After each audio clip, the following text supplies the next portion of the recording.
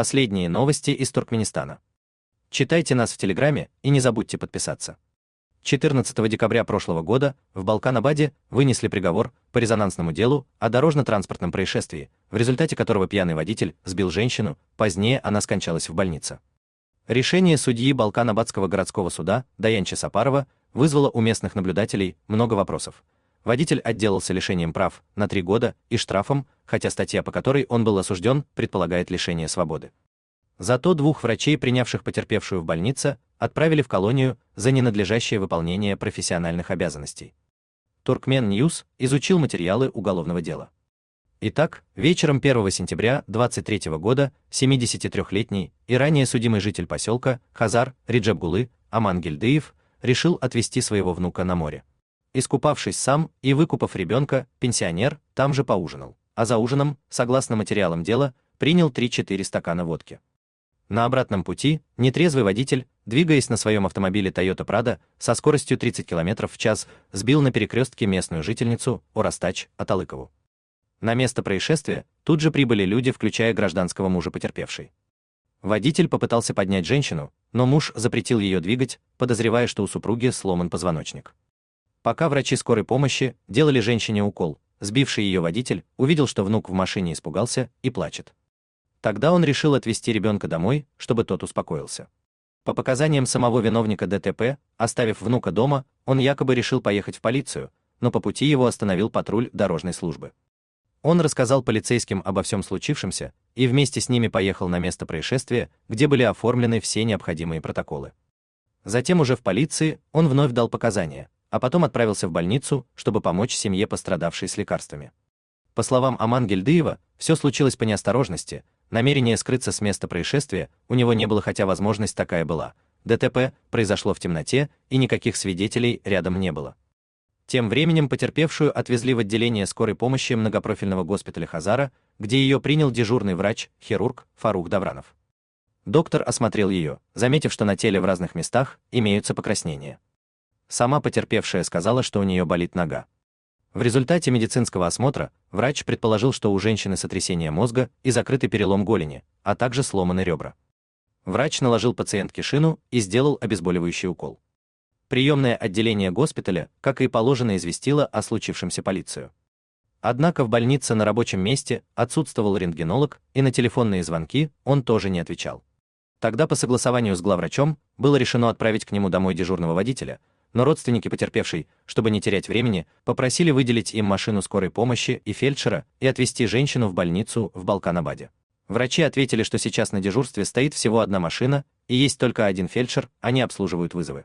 По телефону главврач разрешил семье самостоятельно перевести потерпевшую в Балкан-Абад, но при этом попросил с родственников расписку о том, что те отказываются от врачебной помощи в Хазаре и сами несут полную ответственность за все, что может случиться с потерпевшей в дороге. Семья поймала такси и вывезла пациентку в Вилаятский центр. В больнице Балкан-Абада, доставленную из Хазарского госпиталя, пациентку принял дежурный врач-нейрохирург Касым Алаков. По его показаниям, пациентка поступила около полуночи. Врач поместил ее в приемный покой, осмотрел ее, расспросил о том, что у нее болит. Женщина жаловалась на боли в правой ноге, грудной клетке и голове. Доктор Алаков сделал ей укол новокаина и зашил рану на голове, а дежурный рентгенолаборант сделал снимки. Судя по ним, ребра и черепная коробка пациентки были целые, а вывих ноги вправили при помощи вытяжения. Затем врач поместил пострадавшую в палату хирургического отделения и там обнаружил, что у женщины все-таки есть перелом ребер и другие травмы, о чем он известил полицию Балкан-Абада.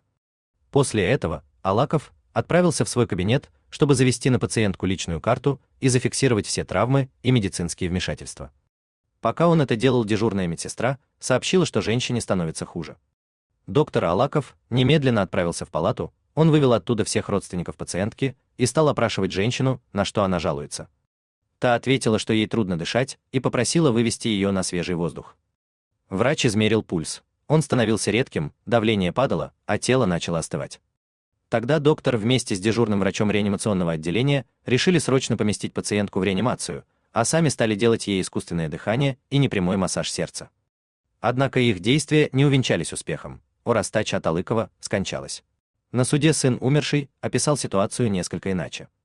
Он сказал, что когда его мать привезли в приемное отделение больницы Хазара, то врач Фарух Давранов, даже не переложив ее с носилок, уже заявил, что ничего сделать не может, и направил больную в Балканабад. При этом сын подчеркнул, что врачи Давранов и Алаков несут долю ответственности за смерть его матери, но главным виновником он считает пьяного водителя Реджеп-Гулы Амангельдыева. Сын Аталыковой считает, деяние водителя подпадает под пункт А части 6 статьи 364, а не под аналогичный пункт части 4 этой же статьи Уголовного кодекса Туркменистана. В первом случае речь идет о нарушении правил дорожного движения и эксплуатации транспортных средств в нетрезвом состоянии, повлекшем по неосторожности смерть человека. А во втором тоже деяние, но повлекшее по неосторожности лишь причинение тяжкого вреда здоровью. Почему после смерти дело не переквалифицировали, осталось загадкой. Видимо, здесь и кроется главный нюанс. Следствие пришло к выводу, что водитель лишь нанес вред здоровью женщины, а в ее смерти виновны уже врачи. В случае тяжкого вреда здоровью предусматривается наказание в виде исправительных работ на срок до 2 лет, либо в виде лишения свободы на срок до 7 лет. В случае смерти никаких альтернатив не предусмотрено, только лишение свободы на срок от 4 до 10 лет. Но вернемся к событиям осени прошлого года. На следующий день после ДТП хазарскому врачу Давранову позвонил судебно-медицинский эксперт Перимов, который, во-первых, сообщил, что пострадавшая женщина скончалась в больнице, а во-вторых, спросил, какую первую помощь ей оказали. Позднее выяснилось, что по факту смерти пациентки была назначена судебно-медицинская экспертиза, которая обнаружила, что у женщины было множество повреждений внутренних органов, среди них такие, как рваная рана правого легкого, подкапсульная гематома печени, тупые травмы брюшной полости и грудной клетки, сломанные ребра, закрытая черепно-мозговая травма, вывих коленно-чашечного сустава, многочисленные внутренние кровоизлияния. Комиссия вынесла решение, что к смерти пациентки привело бездействие врачей. Как сказано в заключении, доктора Давранов и Алаков вместо сильнодействующих наркосодержащих обезболивающих для предотвращения болевого шока применили простое обезболивающее анальгин, димедрол, а также не вызвали для консультации узких специалистов-хирурга и реаниматолога, рентген-снимки сделали под неправильной проекцией, не поместили пациентку в реанимацию и в целом неверно оценили состояние больной. Все это по оценке комиссии доказывает ненадлежащее выполнение профессиональных обязанностей медицинскими работниками.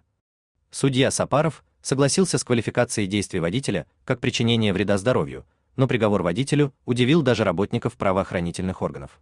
Лишение права управления всеми видами транспортных средств и штраф в размере 30 тысяч манатов или около $1500.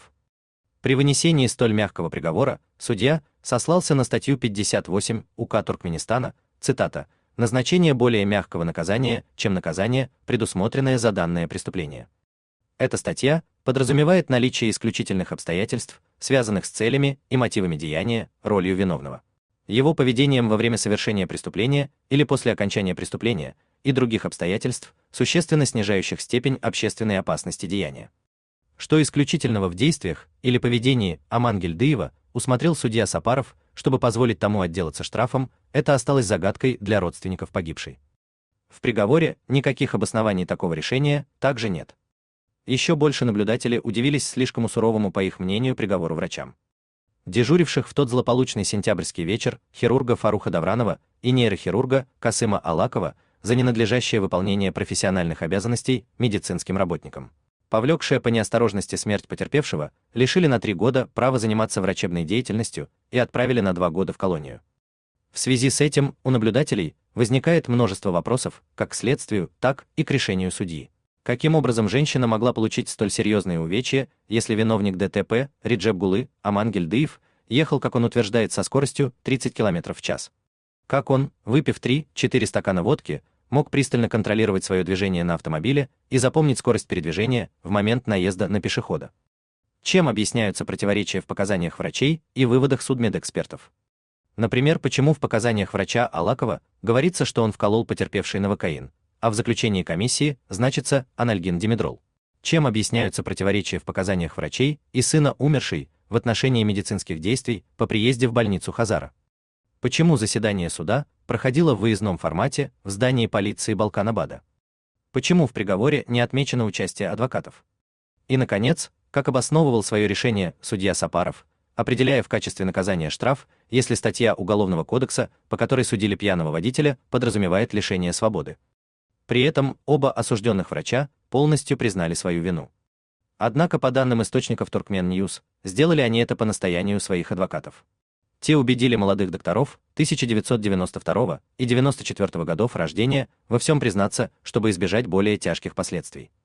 Врачи подавали на апелляцию, но 9 января этого года судебная коллегия во главе с председателем суда Балканского вилаята Гурбангулы Акмырадовым оставила приговор в силе.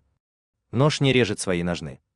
Тем временем грядет летний сезон, и есть шанс, что Реджеп Амангельдыев, каким-то чудом избежавший наказания, вновь решит свозить внука на море, а потом выпить водки и сесть за руль, несмотря на лишение прав. В Туркменистане такие вопросы с дорожной полицией решаются легко. Кстати, чудо, в кавычках, в этом нашумевшем деле может объясняться все той же коррупцией, что и в случае с простым откупом от претензий гаишников, разница только в суммах, а семью пенсионера Амангельдыева нельзя назвать бедствующей. Его дети, как стало известно Turkmen News, работают в одной из иностранных нефтегазовых компаний. Так что жителям Хазара можно посоветовать лишь одно – трижды смотреть по сторонам при пересечении дороги. У вас имеется интересная новость, и вы хотите ею поделиться? Пишите нам в секретном чате Телеграма. Мы никогда не раскрываем свои источники и гарантируем вам полную анонимность.